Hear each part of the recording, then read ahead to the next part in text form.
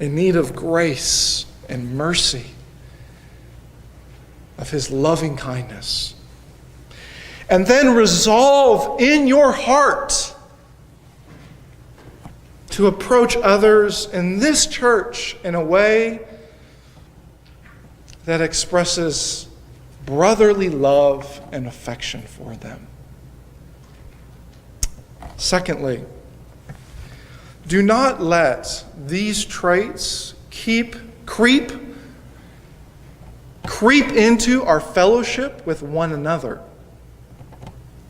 In other words, it's not enough to simply recognize these vices when you see them.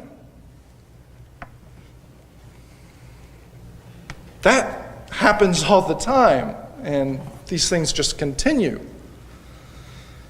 You must slay these things at the knees, cut them down, and then shovel them into the garbage.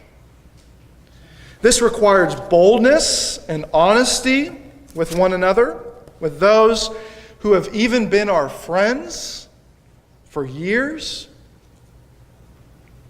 If you see malice and deceit and hypocrisy and envy and slander in someone else, do not turn a blind eye, but out of love and with gentleness and out of truth, confront them. Confront them with their sin.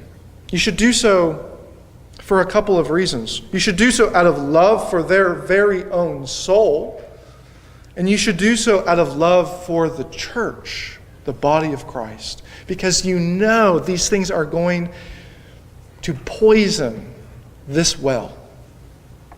This doesn't mean, hear me carefully, this does not mean you stroll around policing everyone, just looking for an opportunity to catch someone in the wrong. That's what the Pharisees did. That's not love.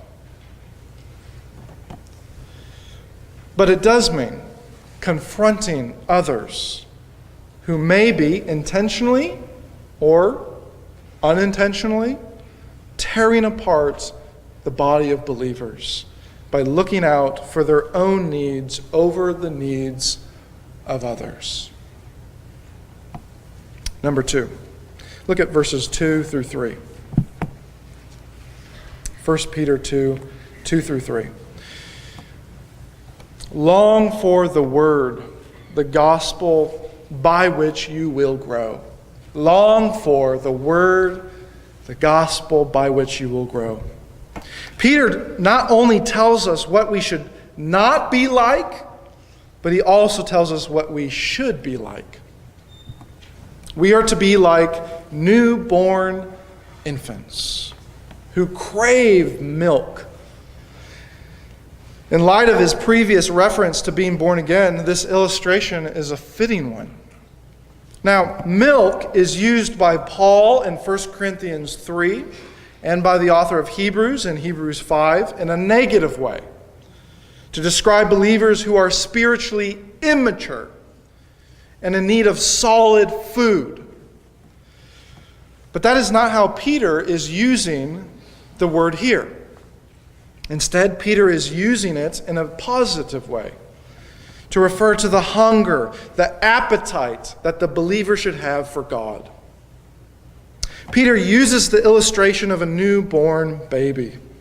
When that infant comes out of his mother's womb, he's hungry for his mother's milk, which is the best thing for him. He is entirely dependent upon this milk for his sustenance and his survival, his nourishment.